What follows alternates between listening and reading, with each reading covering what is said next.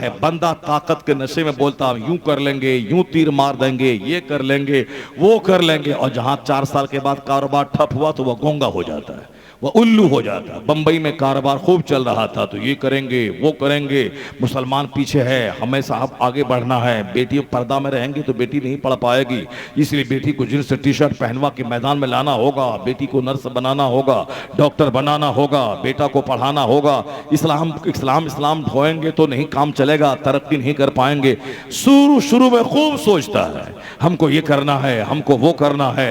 हाँ ठीक है, मुसलमान है, इस्लाम सच सही बात है, मगर दुनिया में जीना है तो दुनियादारों की तरह जीना होगा, काफिरों के मुल्क में रहते हैं, उनका कल्चर अपनाना होगा।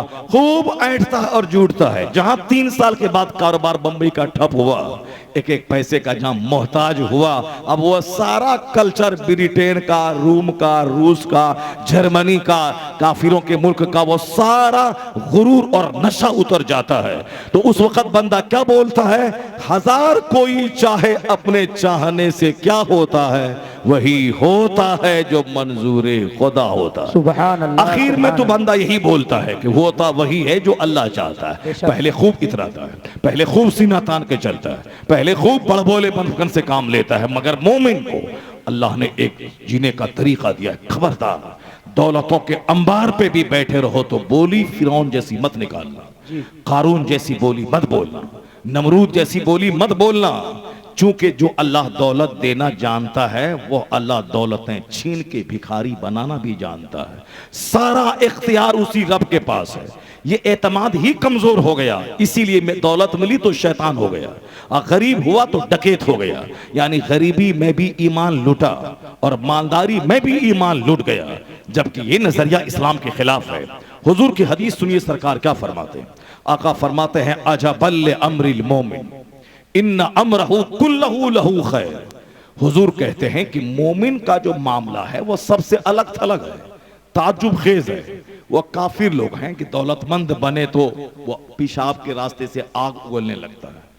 वो काफिर लोग हैं जो दौलतमंद बने तो जुल्म और अत्याचार की इंतहा कर देता है।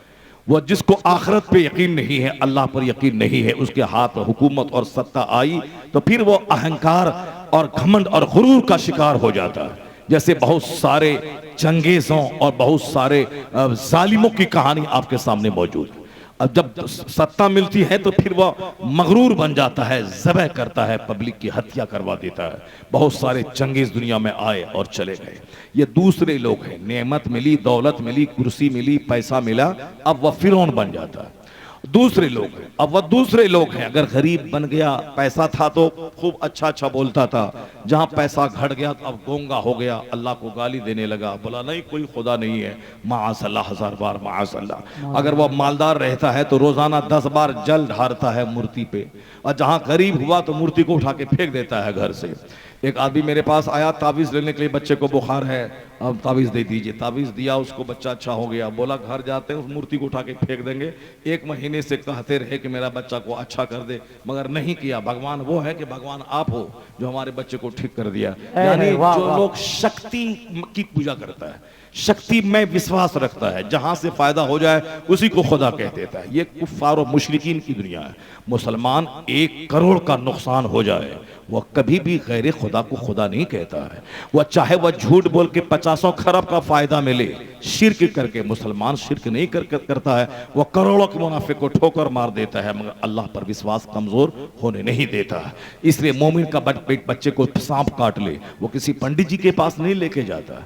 वह दूसरे लोग हैं जिनका बच्चों को कुछ हुआ, मौलवी के पास आ गया, पंडित जी के पास चला गया, सपेरा के पास चला गया, वहां चला गया जहां से उसके बेटे को फायदा मिल जाए। मोमिन को फायदा चाहिए, मगर शिर्क और कुफ्र के जरिए से नहीं, बल्कि ईमान के रास्ते से फायदा चाहिए। इसलिए मोमिन का बच्चा जब बीमार पड़ता है तो वो कुरान हदीस के मुताबिक जो दम करता है उस आलिम के पास ले जाता है, किसी ओझा के पास नहीं ले जाता है, वो किसी मुशरिक के पास नहीं ले जाता है। लेकिन जब ईमान कमजोर हो जाएगा बंदे का तो उस ओझा के पास जाएगा। पहले सारी कुफार और मुशरिकीन की औरतें मस्जिद के पास मगरिब के टाइम में आती थी, नमाजी कोई भी फूंक देगा मेरा बच्चा अच्छा हो जाएगा।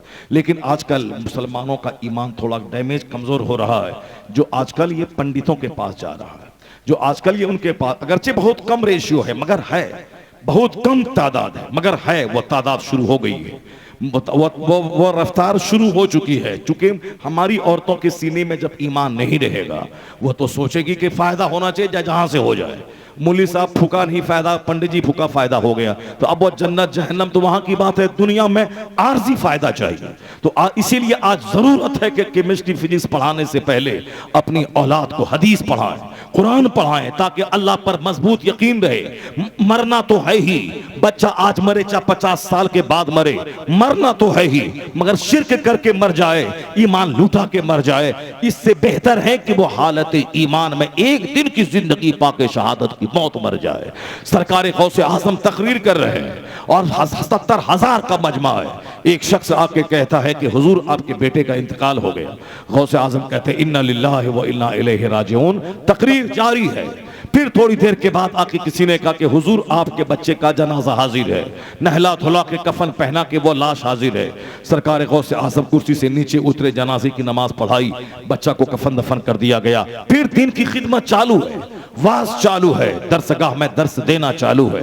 किसी ने पूछा हुजूर बच्चा मर जाता है तो बाप कई महीने तक बेचैन रहता है, उनकी आंखों का तारा चला गया, उनकी जिंदगी का फूल खत्म हो गया, उनकी जिंदगी का सहारा खत्म हो गया, लोग बेचैन होते हैं, और आप जनाजे की नमाज पढ़ाते हैं, फिर दिन की खिदमत है। मरने की खबर मिली, इन्ना लिल्लाह बोला, फिर दिन की खिदमत है। आखिर क्या मतलब है? गौसे आजम ने क्या कहा था? कहा था कि जिस दिन मेरे घर में कोई बच्चा पैदा होता है, उस दिन मैं ये समझ लेता हूं कि ये मरने के लिए ही पैदा हुआ है। अल्लाह, जरा जोर से बोलो ना सुभान अल्लाह, हाथ उठा के बोलो सुभान अल्लाह। और बिल्कुल मजबूर बन के और मकहूर बन के और बिल्कुल मायूस बन के मत बैठो जलसे में। जिस तरह नाथखानी होती है और सारे लोग पैसा भी देते हैं और हाथ भी उठाते हैं, उससे ज्यादा बदन में एक्टिव हदीस और कुरान सुनने के टाइम में रखो, वरना शैतान ओंग दिला देगा, तकरीर हो जाएगी पता भी नहीं चलेगा। इसलिए उस ओंग और नींद से बचने के लिए जोर से बोलो सुभान अल्लाह। बहादुरपुर में भी इतना ही मजमा आखिर में बचता है, जहां सारे हिंदुस्तान के उलमा शोरा आते हैं, जो सुनने वाले तकरीर चूंकि लास्ट में करवाई जाती है। हालांकि होना चाहिए, मैं मशवरा देता हूं कि तकरीर 12 बजे से पहले करवा लें।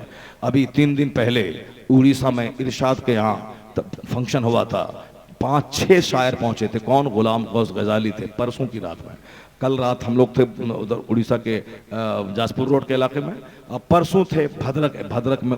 इरशाद जो आलिमों शायरों से जुड़ा रहता है, उसके उन्होंने अपने बेटे का अकीका और खतना की तकरीब की थी। उसमें कौन कौन गया था? दिलकश रांचवी, कौन गया था? हबीबुल्लाह फैजी, कौन गया था? गुलाम गौस गजाली, कौन गया था? तो शमवील रजा उड़ीसवी, कौन गया था? तो और कोई था। यानी 5-6 बड़े बड़े शायर नामवर में, हबीबुल्लाह फैजी, दिलकश रांचवी, गुलाम गौस गजाली, ये सब थे। ये सारे शोरा वहाँ जमा थे। और फिर मुकर्रिर कितने थे? 5-6 तकरीर हुई। जलसा शुरू हुआ 10 बजे और ख़त्म हुआ 4 बजे, तो 4 और इधर 2, 6 घंटे में 5 मुकर्रिर की तकरीर हुई और 6 शायर की नातखानी हुई। हो गई सबकी। 1 बजे तो मेरी तकरीर खत्म हुई, 1:10 पे लास्ट तकरीर। पहले सिर्फ 5 तकरीर हो गई, 10 मिनट 20 मिनट 10 मिनट 20 मिनट तकरीर हुई और 10 मिनट का सेशन चालू हुआ मसला पूछने का। एक आदमी फतवा पूछता था, मुफ्ती साहब फतवा का जवाब देते थे, वो भी सेशन चला 10 मिनट का। इतना सारा काम हुआ और आखिर में मुझको दिया था 10-20 मिनट का, मगर फिर भी खींच करके हम 50 मिनट पहुंचा दिए, 50 मिनट तक पहुंचा दिए। 1-1:15 बजे तक तकरीर हुई। अब 1:15 बजे से लेके 4:30 बजे तक नातखानी हुई। जबरदस्त प्रोग्राम हो गया। तो जब भी जलसा हो, बहादुरपुर का हो, जगन्नाथपुर का हो, जहाँ पूरे इलाके में, ये इलाका तो जलसों का हब है, जलसों का हब बोलता है ना कि हब है। जैसे वो हैदराबाद ITI हब है, उसी तरह से बम्बई जैसे कारखानों का हब है, उसी तरह से ये बहादुरपुर का इलाका जो है जलसों का हब है। जलसों का हब है, जलसा होता है, मगर जलसे से जो फ़ायदा होना चाहिए वो फ़ायदा नहीं होता है। जलसा सिर्फ नामो नमूद के लिए होता है। तुम्हारे गांव में हबीबुल्लाह को बुलाया, हम असद को बुलाएंगे। तुमने फलां हनफी को बुलाया, हम फलां साहब अब्दुल वसी को बुलाएंगे। तुमने 5 शायर को बुलाया, हम 6 को बुलाएंगे।